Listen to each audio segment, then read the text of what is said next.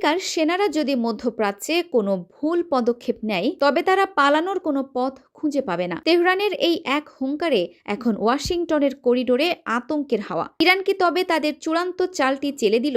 Iraq থেকে Syria, Jordan থেকে লোহিত সাগর, যেখানেই মার্কিন ঘাঁটি আছে সেখানেই এখন ইরানের মিসাইলগুলো লক্ষ্য স্থির করে রেখেছে। কেন ইরানি জেনারেলরা এতটা আত্মবিশ্বাসী? আজ আমরা উন্মোচন করব ইরানের সেই ডেথ ট্রাপ বা মৃত্যু ফাঁদ, যা মধ্যপ্রাচ্যে মার্কিন আধিপত্যকে চিরতরে মিটিয়ে দিতে পারে।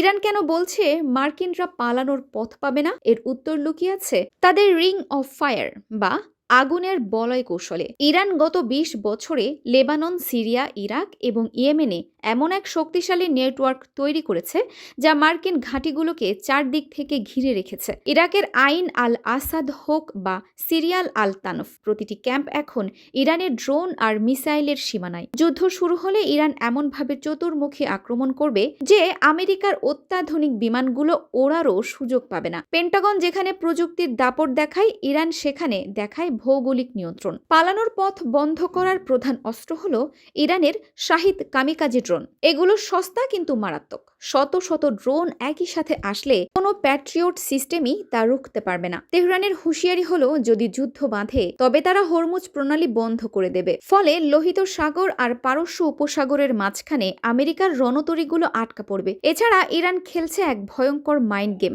কফিন ভর্তি হয়ে আমেরিকান সেনারা দেশে ফিরতে শুরু করলে ওয়াশিংটনের সরকার তাসের ঘরের মতো ভেঙে পড়বে।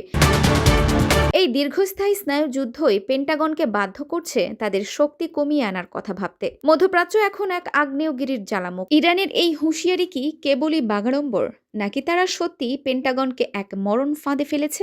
আমেরিকার আধুনিক অস্ত্র বনাম ইরানের ভৌগোলিক জেদ, এই লড়াইয়ে শেষ হাসি কে হাসবে? আপনার কি মনে হয়? আমেরিকার কি উচিত এখনই মধ্যপ্রাচ্য ছেড়ে চলে যাওয়া? কমেন্টে আপনার মূল্যবান মতামত জানান।